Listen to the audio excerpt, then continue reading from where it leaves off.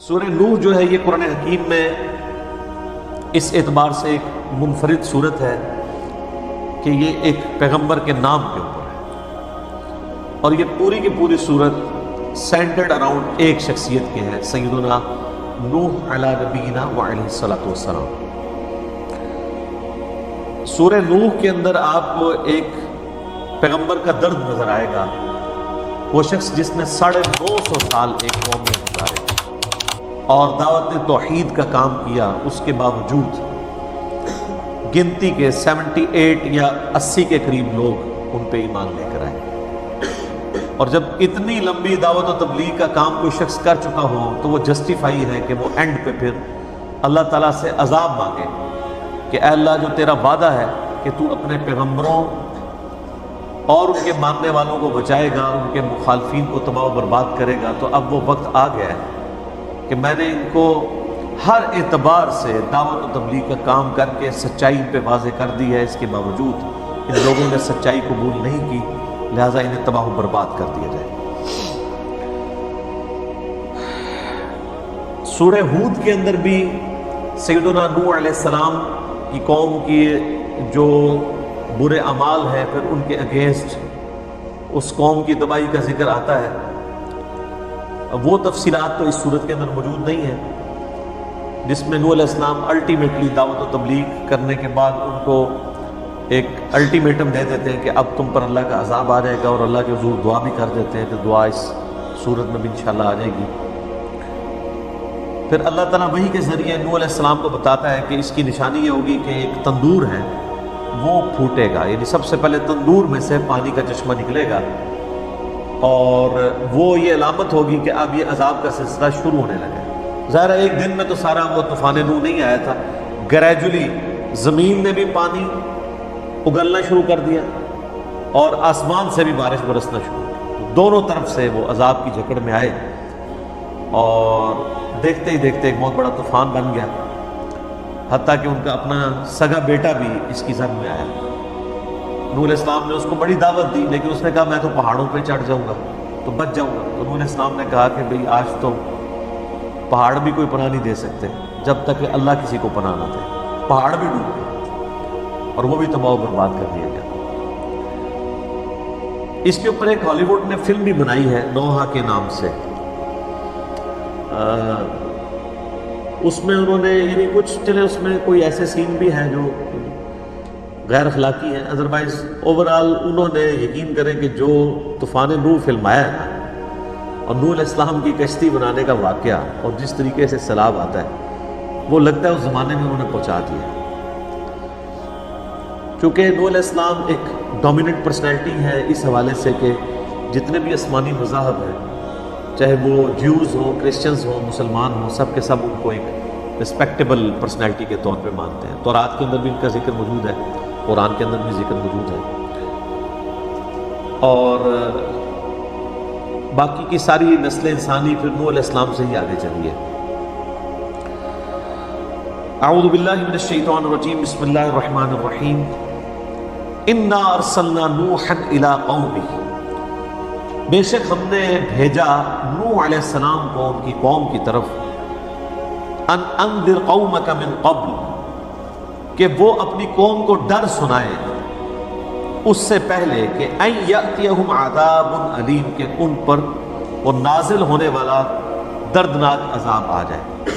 جب بھی کوئی رسول مبعوث ہوتا ہے اس کا اینڈ رزلٹ پر یہی ہوتا ہے کہ رسولوں کے ماننے والوں کو اللہ تعالیٰ بچا لیتا ہے، ان کے مخالفین کو تباہ و برباد کرتا ہے۔ تو ایک بڑا عذاب تو قیامت کے دن آنا ہے کہ جن لوگوں نے دنیا میں شرک کی زندگی گزاری، اللہ تعالیٰ ان سے بدلہ لے گا اور ان کو واصل جہنم کرے گا، اللہم اجرنا من النار۔ تو اس سے پہلے اللہ تعالیٰ نے ایک حجت تمام کرنے کے لیے، جو سورہ نساء میں بھی ذکر موجود ہے کہ اللہ تعالیٰ نے رسولوں کو، انبیاء کو ڈر سنانے والا اور خوشخبری دینے والا بنا کے بھیجا، تاکہ قیامت والے دن کوئی شخص اللہ تعالیٰ کے خلاف حجت نہ قائم کر سکے کہ یا اللہ میرے پاس تو کوئی پیغمبر آیا نہیں تھا کہ میں اس کی دعوت قبول کرتا ہوں رسولوں کے آ جانے کے بعد۔ تو اسی کی کنٹینیوشن کے طور پہ اللہ تعالیٰ فرما رہا ہے کہ اس قوم میں بھی ہم نے ایک رسول بھیجا تھا جو ان کو ڈر سنائے کہ تم پر بڑے دن کا عذاب آنے والا ہے۔ قال یا قوم انی لکم نذیر مبین، وہ کہنے لگے دعوت حق دیتے ہوئے کہ اے میری قوم، بے شک میں کھلا ڈر سنانے والا ہوں تمہاری طرف، ان اعبدوا اللہ، کہ عبادت کرو اللہ کی، واتقوا، اور اس سے ڈرو، واطیعون، اور میری پیروی اختیار کرو۔ یہ سارے نبیوں کی بنیادی دعوت یہی ہے۔ وَلَقَدْ بَعَثْنَا فِي كُلِّ أُمَّةٍ رَسُولًا أَنِ اعْبُدُوا اللَّهَ وَاجْتَنِبُوا الطَّاغُوتَ، ہر امت میں کوئی نہ کوئی رسول ہم نے مبعوث کیا اسی بنیادی دعوت کے ساتھ کہ اللہ کی عبادت کرو اور اللہ کے مخالف جو طاغوت ہیں ان کی نفی کرو۔ اللہ کو ماننا کافی نہیں ہے، عبادت بھی اللہ کی کرنی ہے، اور عبادت ہے ٹوٹل اوبیڈینس کا نام۔ اللہ کو تو سارے مان رہے ہیں، کسی نہ کسی فارم میں ایک کریٹر کو تو سب مانتے ہیں، سوائے چند ایک فنیٹکس کے۔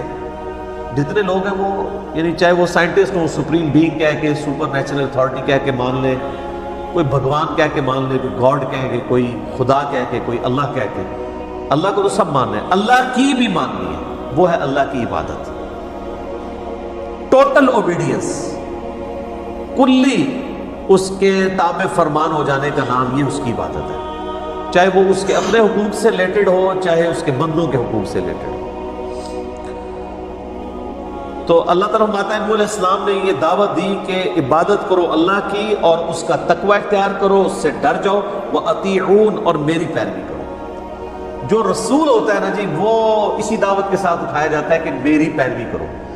شخصی اطاعت جو ہے وہ رسول کی ہوتی ہے، اور جب رسول مبعوث ہوتا ہے تو اللہ تعالیٰ کی طرف سے پھر یہ الٹیمیٹم بھی آتا ہے کہ جو رسول کی نافرمانی کرے گا وہ تباہ و برباد کر دی جائے۔ البتہ جو انبیاء ہوتے ہیں وہ دعوت و تبلیغ کا کام کرنے کے لیے دنیا میں آتے ہیں، ان سے پہلے جو شریعت چل رہی ہوتی ہے رسولوں کی، وہ اسی میں ہی ایک مجدد بن کے آتے ہیں، لوگوں کو صحیح بات بتاتے ہیں، لیکن وہ یہ دھمکی نہیں لگاتے کہ جو ہماری پیروی نہیں کرے گا تو اس پہ دنیا میں عذاب آ جائے گا، جس کی ڈومیننٹ مثال آپ کو سیدنا یوسف علیہ السلام کی ملتی ہے کہ وہ نبی تھے، رسول نہیں تھے۔ اسی لیے آپ سورہ یوسف میں دیکھیں، وہ لوگوں کو دعوت و تبلیغ کا کام کرتے ہیں، اس کے بعد دھمکی یہ نہیں دیتے ہیں کہ میری پیروی کرو ادروائز تم تباہ و برباد کر دی جاؤ۔ وہ یہی کہتے ہیں کہ میرے آباء و اجداد سیدنا ابراہیم، اسماعیل، اسحاق علیہ السلام اجمعین، ان کو اللہ تعالیٰ نے اسی دعوت کے ساتھ مبعوث کیا تھا کہ ایک اللہ کی عبادت کرنی ہے تو تم بھی توحید کے اوپر کاربند کرو۔ اسی لیے دیکھیں کہ وہ ایک دوسرے یعنی آپ سمجھ لیں مذہب سے تعلق رکھنے والا بادشاہ جو روایتوں میں آتا ہے بعد مسلمان ہو گیا، اس کے انڈر انہوں نے ایز اے وزیر بھی مصر کے اندر کام کیا، ورنہ تو سب سے پہلے اس کو دھمکی لگاتے ہیں کہ تو اپنی پوسٹ چھوڑ، میں ادھر آ کے بیٹھوں گا، میں خدا کا ریپرزینٹیٹو ہوں۔ اسی طریقے سے بنی اسرائیل میں بھی جو انبیاء آتے رہے، اوپر رومن امپائر کی حکومت رہی ہے، لیکن وہ اپنے دعوت و تبلیغ کا کام کرتے رہے۔ حضرت زکریا علیہ السلام، حضرت یحییٰ علیہ السلام، وہ ہیکل سلیمانی میں، ٹیمپل آف دا سلیمان میں بیٹھ کے یعنی دعوت و تبلیغ کا کام کرتے تھے۔ حکومت جو ہے وہ کافروں کے پاس تھی، تو وہ ایک سمجھ لے منجی کی حیثیت سے نہیں آتے تھے کہ وہ ان کو کافروں سے نجات دلا کے ان کی حکومت اسٹیبلش کریں۔ اس طرح کے جو رسول آئے ہیں وہ پھر نبی نہیں ہوتے، وہ رسول بھی ہوتے ہیں، جس طرح کہ حضرت موسیٰ علیہ السلام، ان کو اللہ تعالیٰ نے مبعوث کیا تو پھر بنی اسرائیل کو آزاد کروایا فرعون سے۔ یغفر لکم من ذنوبکم، وہ بخش دے گا تمہارے گناہوں کو، گناہوں میں سے گناہوں کو، یعنی ٹوٹلی نہیں، یعنی ایک امید دلائی جا رہی ہے کہ اس کی طرف رجوع لاؤ گے، آہستہ آہستہ اللہ تعالیٰ تمہارے گناہوں سے درگزر فرما دے گا۔ وَيُؤَخِّرْكُمْ إِلَىٰ أَجَلٍ مُّسَمًّى، اور تمہیں وہ مہلت دے گا ایک مقررہ میعاد تک، یعنی جو دنیا میں زندگی اللہ نے دی ہے وہ اتنی مہلت تمہیں دے گا برتنے کے لیے۔ إِنَّ أَجَلَ اللَّهِ إِذَا جَاءَ، بے شک اللہ کی طرف سے جب موت کا وقت، اجل کا وقت مقرر آ جاتا ہے، لا یؤخر، تو وہ تاخیر میں نہیں پھر پڑتا۔ لو کنتم تعلمون، کاش تم اس حقیقت کو جان لیتے۔ یہ تو ان کی بنیادی دعوت پہلی 4 آیات کے اندر اللہ تعالیٰ نے بیان کر دی ہے۔ اب حضرت نوح علیہ السلام کا نوحہ شروع ہوتا ہے۔ یہ نوحہ لفظ کو برا نہیں ہے اگر اس کے اندر وہ ماتم والا معاملہ نہ کیا جائے۔ میں نے المعجم الکبیر طبرانی سے صحیح سند کے ساتھ روایت اپنے کربلا والے ریسرچ پیپر میں بھی ڈالی ہے کہ سیدہ ام سلمہ سلام اللہ علیہا جو ہماری ماں ہے، یعنی نبی علیہ السلام کی وہ بیوی ہے جو سب سے آخر میں فوت ہوئی ہے۔ المعجم الکبیر طبرانی میں صحیح سند کے ساتھ 2867 نمبر ہے روایت۔ ام سلمہ کہتی ہے کہ میں نے خود جنات کو سیدنا حسین ابن علی پر نوحہ کرتے ہوئے سنا ہے، یعنی جب حسین ابن علی شہید ہو گئے تو انہوں نے جنات کے رونے کی آواز سنی۔ تو بہرحال جو اب اس قسم کا آج کل جو مروجہ نوحہ ہے جس میں غلوظ سے بھی کام لیا جاتا ہے اور اس میں شریعت کی حدود کو بھی پھلانگا جاتا ہے، وہ تو غلط ہے۔ اب نوح علیہ السلام کا جناب نوحہ شروع ہوتا ہے۔ قال رب انی دعوت قومی لیلا ونہارا، عرض کی نوح نے اے میرے رب میں نے اپنی قوم کو بلایا، دعوت دی، دن کے وقت بھی اور رات کے وقت بھی۔ اب 950 سال کی مشقت ذرا ذہن میں رکھیں، 950 سال۔ فلم یزدہم دعائی الا فرارا، تو میں نے جو ان کو دعوت دی اس سے ان کی سرکشی میں ہی، انکار میں ہی اضافہ ہوا۔ وَإِنِّي كُلَّمَا دَعَوْتُهُمْ لِتَغْفِرَ لَهُمْ جَعَلُوا أَصَابِعَهُمْ فِي آذَانِهِمْ، جب میں نے انہیں بلایا تیری طرف تاکہ تو ان کو بخش دے تو انہوں نے ہر بار اپنے کانوں میں انگلیاں ٹھونس لی، ظاہری طور پہ بھی ٹھونستے تھے اور ویسے بھی جس کو کہنا ہے بطورے بن جانا، بات کی طرف توجہ نہ دینا۔ وَاسْتَغْشَوْا ثِيَابَهُمْ، اور اپنے اوپر کپڑے لپیٹ لیے، جیسے کوئی شخص اپنے آپ کو کسی کپڑے کے اندر کر کے چھپا لیتا ہے، اس طریقے سے وہ مجھ سے میری دعوت سے دور بھاگتے رہے۔ وَأَسَرُّوا وَاسْتَكْبَرُوا اسْتِكْبَارًا، اور وہ اڑ گئے اور پرلے درجے کے متکبرین میں شمار ہو گئے۔ یہ دو الفاظ ہیں، ایک ہے اسرار سواد کے ساتھ، یہ آ گئے، اور ایک اسرار ہوتا ہے سین کے ساتھ۔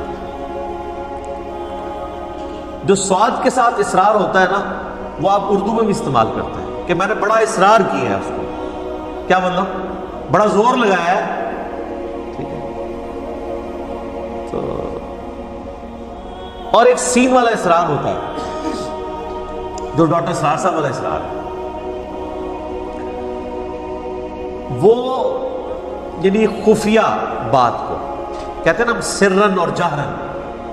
زور اثر کی نماز سرن ہے اور مغرب عشاء اور فجر جہرن، تو وہ کہتے ہیں خفیہ بات کو، وہ سین والا اصرار ہوتا ہے، اور جو سواد والا اصرار ہے وہ ہوتا ہے اصرار کرنا، بات میں زور ڈالنا۔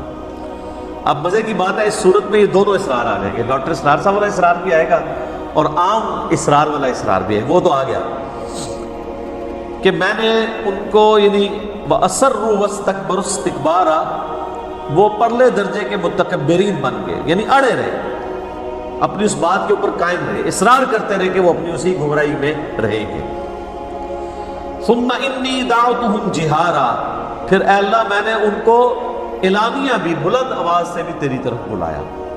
ثُمَّ إِنِّي أَعْلَنْتُ لَهُمْ وَأَسْرَرْتُ لَهُمْ إِسْرَارًا، پھر میں نے انہیں سر عام بھی سمجھایا اور چپکے سے بھی سچائی کی تلقین کی۔ یہ اسرار آ گیا یہاں پہ سین والا، اعلانیہ بھی سمجھایا، چھپ کے بھی، یعنی ہر طریقے سے ان کو بات بتائی۔ فَقُلْتُ اسْتَغْفِرُوا رَبَّكُمْ إِنَّهُ كَانَ غَفَّارًا، اور میں نے ان کو یہ بھی کہا کہ اپنے رب سے معافی مانگ لو، یعنی ابھی وقت ہے، بے شک وہ بخشنے والا مہربان ہے۔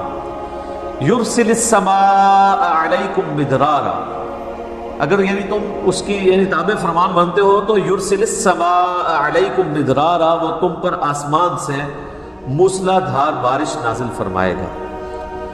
اگلے زمانوں میں اس چیز کی تو بڑی امپورٹنس تھی نا، اب تو ہم عادی ہو چکے ہیں، یہ تو کبھی بارش نہ آ رہی ہو تو پھر پتہ چلتا ہے کہ بارش کی کیا اہمیت ہے۔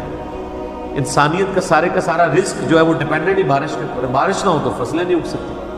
تو نوح علیہ السلام کہہ رہے ہیں کہ میں نے ان کو کہا اللہ کی طرف رجوع لاؤ, وہ تم پر بارش نازل فرمائے گا, تمہیں یعنی کھیتی اور ہریالی تمہارے سامنے آئے گی, اللہ تعالیٰ تمہیں رزق سے نوازے گا.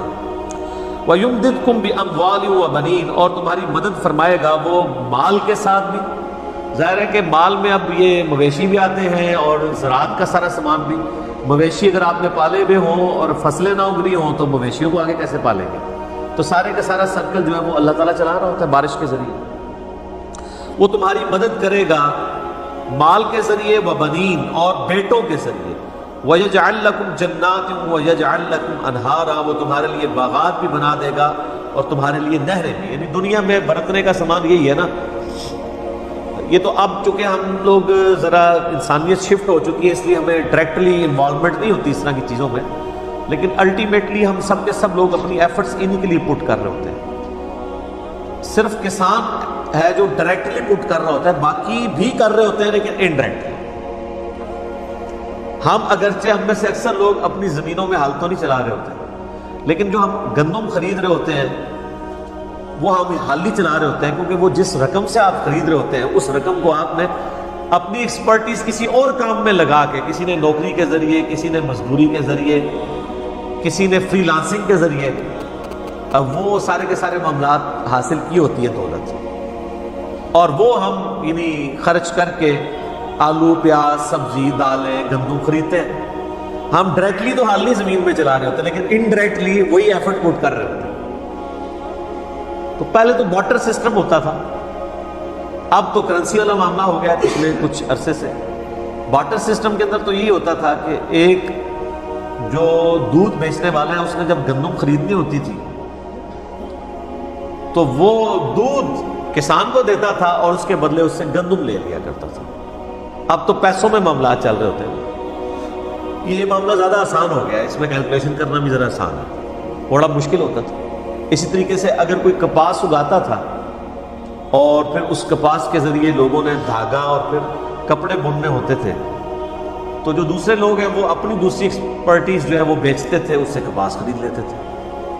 اب کپاس والے نے جب دودھ خریدنا ہے تو وہ دودھ والے کو کپاس دے گا اور اس کے بدلے میں اس سے دودھ لے گا. دودھ والے نے سارا دودھ کیا کرنا ہے, اس نے بھی تو بیچنا ہے. کپاس والے نے بھی ساری کپاس تو اپنے پاس نہیں رکھنی, اس نے بھی بیچنی ہے.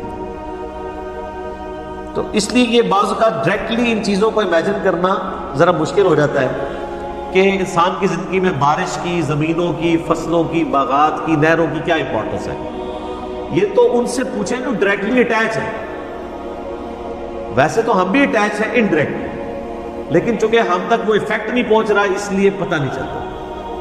یہ تو گندم جو ہے وہ گندم اگر شارٹ ہو جائے مارکیٹ کے اندر تو جناب یہ سنہرے کیا بیٹھ کے سونے کی ڈلیاں کھائیں گے. یا جو لوگ کپڑے بیچ رہے ہیں تو وہ کپڑے کی ٹاکیاں کاٹ کاٹ کے کھانا شروع کر دیں گے, ہاتھ پاؤں بڑھ دیں گے سب کو. پھر ان کو پتہ چلے گا یہ نہری نظام کیا ہے, یہ ڈیم کیوں ضروری ہے, بارش ٹائم کا ہونا کیوں ضروری ہے. اگر نہیں ہوگی تو زمین نہیں اگائے گی, زمین نہیں اگائے گی تو ہم کہاں سے کھائیں گے. لیکن ڈائریکٹلی اس کے افیکٹو وہ کسان ہوتے ہیں جو اس پہ محنت کر رہے ہوتے ہیں. ہم اس وقت افیکٹو ہوتے ہیں جب وہاں پہ کوئی پرابلم آنا شروع ہو جائے. ادروائز یہ ساری کی ساری چیزیں آج بھی اسی طریقے سے, یعنی یہ نہیں ہوگا کہ انسان ترقی کر گیا تو آپ انسان نے جو مٹی کھانا شروع کر دی ہے یا انسان نے لوہا کھانا شروع کر دیا ہے. آج سے 10,000 سال پہلے کا انسان بھی گندم کھاتا تھا, چاول کھاتا تھا, مچھلی کھاتا تھا. آج کا انسان بھی وہی کھاتا ہے. فاسٹ فوڈ میں بھی آپ جو کچھ کھا رہے ہوتے ہیں سب کچھ زمین کی اجناس ہی ہوتی ہے نا, انہی کو مختلف ماڈرن فارمز کے اندر پیش کیا جاتا ہے. یعنی اگر آپ سموسا بھی کھا رہے ہیں تو ڈائریکٹلی تو آپ کو نہیں لگے گا کہ سموسا زمین میں سے اگا ہوا ہے, لیکن سموسا زمین میں سے ہی اگا ہوا ہے. سموسے کے اندر جو کچھ ڈال رہا ہے وہ سب کچھ زمین سے نکلا ہوا ہے. اس کے اندر اگر مرچ ڈال رہی ہے وہ زمین سے نکلی ہوئی ہے, اس میں آلو ڈال رہے ہیں وہ زمین سے نکلے ہوئے ہیں, اور اس کا جو باہر کا خول ہے بیسن کے ذریعے وہ زمین میں سے دال نکلی ہوئی ہے جس کو کوٹا گیا, وہ بھی زمین سے آ رہا ہے. جس تیل کے اندر اس کو آپ بھون رہے ہیں وہ بھی الٹیمیٹلی زمین سے آیا, چاہے وہ بناسپتی ہو یا کنولا ہو یا کوئی بھی ہو. الٹیمیٹلی سورس جو ہے وہ انسان کا وہ زمین ہے. تو جب بندہ تفکر کرتا ہے پھر ان چیزوں کی اہمیت کا پتہ چلتا ہے. ما لکم لا ترجون للہ وقارا، تمہیں کیا ہوا ہے کہ تم اللہ کی عزت اور عظمت اور جلال، اس کی جو یعنی وقار کرنا چاہیے اس کی پرواہ نہیں کرتے. وقد خلقکم اطوارا، حالانکہ اس نے تمہیں کئی مرحلوں سے گزار کر پیدا کیا ہے. اللہ تعالیٰ کی باقی وما قدر اللہ حق قدر، انہوں نے اللہ کی قدر نہیں جانی جیسا کہ جاننی تھی. میں رات کو بھی بھائیوں سے ڈسکشن کر رہا تھا کہ جسے خدا کا تعارف ہو جائے نا وہ شرک نہیں کر سکتا. شرک کی بنیادی وجہ ہی ہے کہ اللہ کا تعارف نہیں ہے. یا اللہ کا تعارف ہو جائے یا انسان کو اپنی کمزوری کا پتہ چلتا ہے. جو انسان کھانے پینے کا محتاج ہو اور کھانے پینے کے بعد اس کھانے کے ہضم ہو کے اپنے جزو بدن بننے کے اور پھر باہر نکلنے کا بھی محتاج ہو، اور پھر ہر 24 گھنٹے میں ایک دفعہ سونے کا محتاج ہو، سوئے بغیر اگلے 24 گھنٹے میں پرفارم نہ کر سکتا ہو، یعنی جس کے ساتھ کھانا پینا پیشاب اور نیند جڑی ہوئی ہے، وہ انسان کی طرح کمزور ہے. دنیا کا کوئی بڑے سے بڑا بزرگ جس کی بزرگی کا لوگ راگ لاپتے ہیں، وہ ان 3 چیزوں سے اپنے آپ کو بے نیاز کر کے بتائے: کھانے پینے سے، پیشاب سے اور نیند سے. ویسے آپ کو ضرور کہانیاں کو کراتے رہے جی اتنے سال سے کوئی نہیں سویا، یہ نہیں ہوا، وہ نہیں ہوا، تو وہ کہانیاں آپ بیان کرتے رہے. یہ انسان کی بیسک نیڈس ہیں، اس کے بغیر انسان آگے پرفارم نہیں کر سکتا. اسی لیے اللہ تعالیٰ نے اپنا تعارف کرواتے ہوئے ان چیزوں کا ذکر کیا. آیت الکرسی میں کیا فرمایا؟ لا تأخذہ سنۃ ولا نوم، اللہ تعالیٰ کو نہ نیند آتی ہے نہ اونگ آتی ہے. یہ انسان کی کمزوری ہے. کھانا پینا انسان کی کمزوری ہے، پیشاب انسان کی کمزوری ہے، اور سب سے بڑی کمزوری موت ہے. اور اللہ تعالیٰ میں یہ کمزوری نہیں. وہ الحی القیوم، خود سے قائم ہے، خود سے زندہ ہے، ہر چیز اس میں تھامی ہوئی ہے. تو جب یہ تعارف ہونا اللہ کا اور انسان کی کمزوری کا پتہ ہو، پھر آپ کسی بزرگ کو، بڑے سے بڑے بھی بزرگ کو، کس نظر سے دیکھ رہے ہوں گے؟ اسی طریقے سے جس طرح آپ ایک انسان کو دیکھتے ہیں. جس طرح عام انسان پیشاب نہیں روک سکتا، وہ بھی نہیں روک سکتا. جس طرح عام انسان اپنے آپ کو نیند سے بے نیاز نہیں کر سکتا، وہ بھی نہیں کر سکتا. جس طرح عام انسان کھانے پینے کا محتاج ہے، وہ بھی کھانے پینے کا محتاج ہے. جس طرح عام بندہ بیماری اور پریشانی کے اندر دوائی کا محتاج ہے، وہ بھی محتاج ہے. یہ علیحدہ بات ہے کہ آپ کو جب پریشانی ہوتی ہیں تو آپ کو تعویذات لکھ کے دے رہے ہوتے ہیں اور مزارات کا پتہ بتا رہے ہوتے ہیں. خود جب بیمار ہوتے ہیں تو ان کو آغا خان لے جاتے ہیں یا شفا لے جاتے ہیں. آج تک آپ نے کوئی بزرگ دیکھا ہے کہ بیمار ہوا اور اس کے مریدین اٹھا کے کسی دربار پہ لے گئے ہو؟ تو اپنی عقلوں سے بھی ذرا کام لیں. مہنگے ترین ہاسپٹلس میں یہ لوگ علاج کرواتے ہیں، تو پھر لوگوں کو کہانیاں کراتے رہتے ہیں. واقعی کہانیاں کروا رہے ہوتے ہیں. ان کے جب پیشاب بند ہوتے ہیں، جب ان کے بائی پاس کا وقت آتا ہے، جب ان کے گردے فیل ہوتے ہیں، جب ان کے معدے خراب ہوتے ہیں، تو کسی مزار پہ نہیں کوئی جا رہا ہوتا، سب کے سب ہاسپٹلس میں جا رہے ہوتے ہیں. ان ہاسپٹلس میں جن کے ایک ایک دن کا جو خرچہ ہے وہ 50,000، کسی کا 60,000، کسی کا 1,00,000 روپے تک بھی ہوتا ہے. اور آپ کو یہ کہہ رہے ہوتے ہیں کہ جناب پھونک مار دیں گے. تو اپنے اوپر بھی پھونک مار لیا کریں، چلے کسی سے مروا لیا کریں. تو انسان بڑا کمزور ہے. اس نے تمہیں کئی مراحل سے گزارا. یعنی انسان جو ہے وہ ایک بے قدر پانی تھا، اس کے بعد وہ رحم مادر کے اندر ایک جنین کی شکل میں رہا، پھر وہ 9 مہینے کے اندر اللہ تعالیٰ نے اسے ایک الٹیمیٹلی ایک تخلیق تک پہنچایا. اس میں 4 مہینے کے بعد اس میں روح بھی پھونکی گئی، پھر اس کو ایک مکمل انسان بنا کے جو ہے وہ دنیا میں نکالا، اور پھر اس کو نکلتے ہی گائیڈ کر دیا کہ دودھ پینے کا طریقہ کیا ہے. چھوٹے بچے کو اگر سکھانا پڑ جائے کہ دودھ کیسے پینا ہے، کوئی سکھا سکتا ہے اسے؟ اس کے انسٹنکٹ میں ڈال دیا کہ تم نے کیسے دودھ پینا. اور یہ انسان کا بچہ تو بہت کمزور ہے. آپ ذرا جانوروں کے بچوں کو کبھی دیکھیں نا، یہ جو چوزے مرغیوں کے نکلتے ہیں نا چھوٹے چھوٹے انڈے سے، وہ نکلتے ہی دانہ چگنے شروع کر دیتے ہیں، اور وہ پانی پینا ان کو طریقہ پتہ ہوتا ہے. مگرمچھ دیکھیں، یعنی دنیا میں چند مضبوط ترین اور طاقتور ترین جانوروں میں سے ایک جانور ہے۔ آپ کو پتہ ہے اس کا جو بچہ پیدا ہوتا ہے وہ چھپکلی سے بھی چھوٹا ہوتا ہے، اتنا سا ہوتا ہے مگرمچھ کا بچہ، اور وہ پیدا ہوتے ہی اب وہ کس طرح اپنی حفاظت کر سکتا ہے؟ اس کو تو مچھلیاں کھا جائیں، بڑے مگرمچھ ویسے ہی نکل جائیں اتنے سے بچے کو، لیکن وہ پیدا ہوتے ہی آپ نیشنل جغرافک پہ، ڈسکوری چینل کے اوپر، اینیمل پلانٹ میں دیکھیں، اس کی اللہ نے دماغ میں کوئی ایسی چیز فٹ کر دی ہے کہ وہ انڈے سے جیسے ہی نکلتا ہے وہ پانی کی طرف بھاگتا ہے اپنی سیفٹی کے لیے۔ کئی پہنچنے میں کامیاب ہو جاتے ہیں، کئی راستے میں ہی ان کو چیلے اور کبے اٹھا لیتے ہیں، کیونکہ ریتلی جگہ پہ وہ انڈا دیتا ہے نا مگر مچھ کی جو فیمیل ہے، اور اس میں سے جب وہ نکلتا ہے تو وہ پھر پانی کی طرف جاتا ہے۔ اس دوران راستے میں کئی ایک شکار ہو جاتے ہیں، بندر شکار کر لیتے ہیں، بعض کو چیلیں اٹھا لیتی ہیں، اور کئی بہت کم ہوتے ہیں جو پانی تک پہنچنے میں کامیاب ہوتے ہیں۔ وہ جو ہو جاتے ہیں ان میں سے بھی کئی ایک جو ہے وہ کھا لیتے ہیں دوسرے جانور، اور کوئی ایک آدھ بچتا ہے، ورنہ تو مگرمچھ ہی مگرمچھ ہو ہر طرف۔ اس طریقے سے سانپ کے بچے، وہ سانپ ہی سانپ ہر طرف ہوں۔ اللہ تعالیٰ نے یعنی ایک دوسرے کی خوراک کا ذریعہ ان کو بنایا ہے، اور کہاں سے پھر اللہ تعالیٰ ان کو کہاں تک پہنچاتا ہے۔ تو کئی مراحل سے اللہ تعالیٰ گزارتا ہے انسان کو بھی۔ الم تروا کیف خلق اللہ سبع سماوات طباقا، کیا تم نے نہیں دیکھا کہ اللہ تعالیٰ نے ساتوں آسمان کو کس طریقے سے تہ بتہ بنایا ہے؟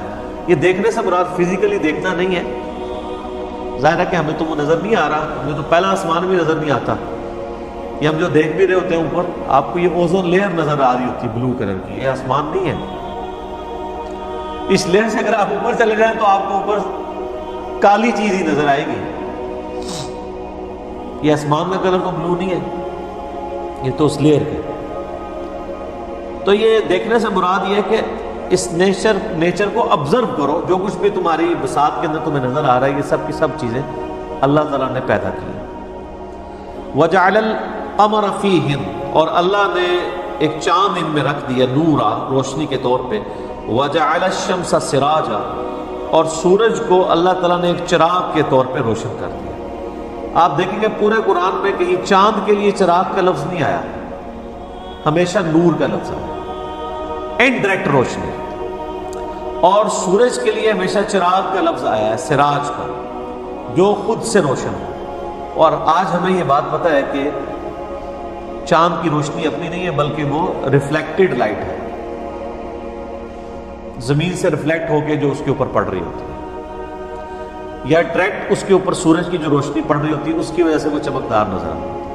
آپ اگر چاند پہ چلے جائیں تو آپ کو زمین بھی اسی طریقے سے چاند کی طرح نظر آئے گی، جس طرح ہم یہاں سے چاند کو دیکھ رہے ہیں، صرف یہ ہے کہ سائز تھوڑا بڑا نظر آئے گا اس کا، ادروائز وہاں پہ بھی آپ کو ریفلیکٹڈ لائٹ ہی نظر آ رہی ہوگی، خود روشن نہیں ہے۔ اسی وجہ سے آپ دیکھیں چاند، جب 14ویں کا چاند بھی ہو آپ آسانی سے اسے دیکھ سکتے ہیں، سورج کو نہیں آپ دیکھ سکتے، وہ خود سے روشن ہے۔ تو اللہ تعالیٰ نے یہ سورج اور چاند کو رکھ دیا،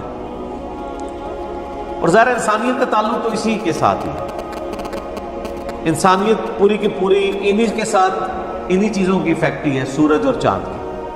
باقی جتنے سیارے ہیں یا کائنات کی جو تفصیلات ہیں وہ ڈائریکٹلی ہمارے ساتھ ریلیٹڈ نہیں ہے، اس لیے صرف انہی چیزوں کا ذکر کیا جاتا ہے جس کو عوام الناس آبزرو کرتی ہیں۔ واللہ انبتکم من الارض نباتا، اور اللہ نے تمہیں زمین سے عجب طرح سے اگایا۔ اللہ کہہ رہا ہے ہم نے تمہیں زمین سے اگایا ہے، جس طرح یعنی بیج سے درخت زمین سے نکلتا ہے۔ کیوں؟ کیونکہ انسان کی کریشن کا جو مادہ ہے وہ جس خوراک سے تیار ہوا ہے وہ زمین سے آئی ہے، اور اس کے بعد انسان کو زندہ رہنے کے لیے جو کچھ چاہیے وہ زمین سے آ رہا ہے۔ آج دنیا سے دودھ ختم ہو جائے نا، انسانیت نہیں پل بڑھ کے جوان ہو سکتی، صرف دودھ ختم ہو جائے تو یہ بھینسیں جو دودھ دے رہی ہے یہ بھی زمین سے آ رہا ہے۔ کیوں؟ بھینس جو چارہ کھا رہی ہے وہ کہاں سے آ رہا ہے؟ زمین سے۔ چارہ نہیں کھائے گی تو دودھ کہاں سے آئے گا؟ تو الٹیمیٹلی اس کائنات کے اندر جو یہ میریکل پلانٹ ہے زمین، اس کے اوپر جتنی بھی زندگی ہے اس زندگی کا دار و مدار اس زمین کے اوپر ہے، اور زمین کے اندر اوپر جو زندگی ہے اس کا دار و مدار سورج کے اوپر۔ سورج نہ ہو تو زمین پہ کوئی بھی خوراک نہیں پروان چڑھ سکتی، نہ موسم بدل سکتے ہیں، نہ بارشیں ہوں گی، نہ ہوائیں چلیں گی۔ اللہ تعالیٰ نے سورج کو ذریعہ بنا دیا۔ تو اگر اس وقت سب سے بڑا کوئی مشکل کشا ہے نا مخلوقات میں سے تو وہ سورج ہے۔ جن بزرگوں کو آپ مشکل کشا سمجھتے ہیں نا، ان کا مشکل کشا بھی سورج ہے، کیونکہ سورج نہ ہوتا تو وہ کھا پی نہ سکتے، زندہ ہی نہ رہ سکتے۔ لیکن کبھی ہمیں یہ خیال آیا کہ ہم سورج کو پکاریں مدد کے لیے کہ المدد یا سورج میری مدد فرمائیے، حالانکہ آپ اس کو نہ بھی کہیں تب بھی وہ آپ کی مدد کر رہا ہے، کیونکہ اللہ تعالیٰ نے اسے آپ کے کام میں لگا دیا نا، آپ کی خدمت میں لگا دیا اللہ نے اسے۔ وہی اللہ ہے جس نے تمہیں زمین سے عجیب طریقے سے اگا لیا، ثم یعیدکم، پھر تمہیں اسی زمین میں لوٹا دے گا،